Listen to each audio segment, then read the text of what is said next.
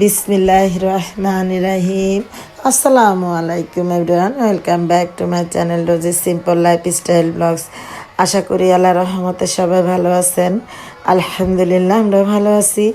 নতুন একটি family blog দেখার জন্য সবাইকে স্বাগত জানাই। ইনশাল্লাহ ভালো লাগবে। ছোট্ট একটা ভিডিও আপনাদের সাথে শেয়ার করছি। আর বাংলাদেশের ভিতরে চাঁদপুর হচ্ছে ইলিশ মাছের জন্য প্রসিদ্ধ। তো যেহেতু চাঁদপুরে থাকি, তো ইলিশ মাছ টাটকা টাটকা খাওয়াই হয় আর কি। তো ইলিশ মাছ, যদিও চাঁদপুর ইলিশ মাছের জন্য প্রসিদ্ধ, তারপরে এখানে কিন্তু ইলিশ মাছের প্রচুর দাম। আর এখন ইলিশ মাছ তেমন একটা পাওয়াও যায় না। যাই হোক, ইলিশ মাছ খেতে খুব মজা লাগে। আর ইলিশ মাছ অপছন্দ এমন গুটি কয়েক লোক আছে অবশ্য, কিন্তু বেশিরভাগ মানুষই বাংলাদেশে ইলিশ মাছ খুব পছন্দ করেন। শুধু বাংলাদেশ না, পৃথিবীর অনেক জায়গায়, সব জায়গাতেই বলতে গেলে ইলিশ মাছ হচ্ছে সবাই পছন্দ করেন, বেশিরভাগ রাষ্ট্রতেই। যাই হোক, আমরা খুব পছন্দ করি। তো আমার হাজব্যান্ড ইলিশ মাছ এনেছে, তো একটা ইলিশ মাছের রেসিপি আপনাদের সাথে শেয়ার করছি। আমি যেভাবে খেয়ে থাকি মূলত ইলিশ মাছ। তো এখানে যে কাঁকরুল এনেছিল, কাঁকরুলটা দো পেঁয়াজা করবো।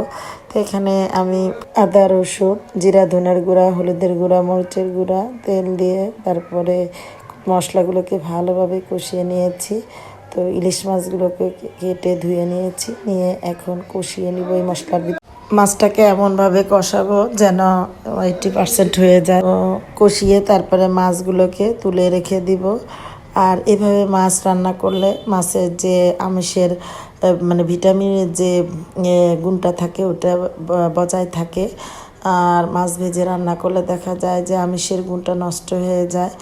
আর মূলত ডাক্তাররা এইভাবেই কিন্তু মাছ কষিয়ে খেতে বলেন। যাই হোক, মাছটাকে কষিয়ে নিয়েছি। ওই যে বললাম 80% কষানো হলে মাছগুলোকে আমি তুলে রেখে দিব। তো তুলে রেখে তারপরে আবার হচ্ছে তরকারিগুলোকে কষিয়ে নেব সুন্দর করে। তো এখানে আমি আলু এবং পটল দিয়ে পাতলা পাতলা ঝোল রান্না করব। আর দেখা যায় কি, পাতলা পাতলা ঝোল দিয়ে খেতে বেশি মজা লাগে। আর এখন যে গরম পড়েছে, এই গরমে দেখবেন একটু পাতলা পাতলা ঝোল হলেই খুব ভালো লাগে। তো এই যে মাছগুলোকে কষিয়ে নিয়ে একটু পানি দিলাম, তা একটু কষিয়ে নিব। তো আর এই পানির মধ্যেই কিন্তু আমি হচ্ছে আমার যে তরকারিগুলো আছে ওগুলোকে কষিয়ে নিব।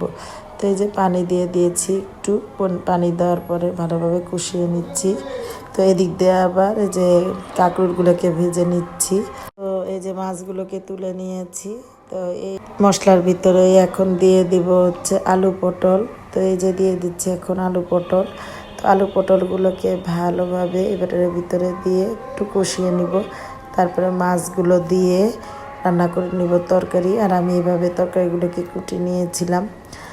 আর দেখা গেছে যে মাছ কিন্তু এই পর্যন্তই ভিডিও করেছি, তারপরে আর ভিডিও করতে সময় পাইনি।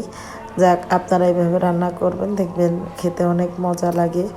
যাক, এই যে দেখুন অনেকক্ষণ ধরে কষিয়ে নিয়েছি। তারপর দিয়ে দেব মাছগুলো দিয়ে পরিমাণ মতো পানি দিয়ে রান্না করে নেব তরকারি। তো আজকের রেসিপিটা আমার এই পর্যন্তই।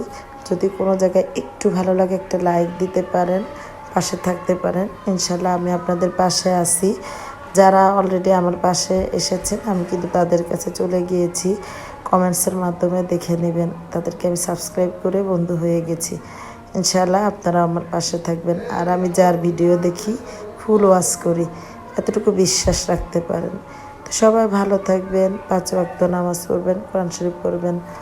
আর এইভাবে তরকারি রান্না করে খেয়ে দেখবেন কেমন লাগে। আল্লাহ হাফেজ, আসসালামু আলাইকুম।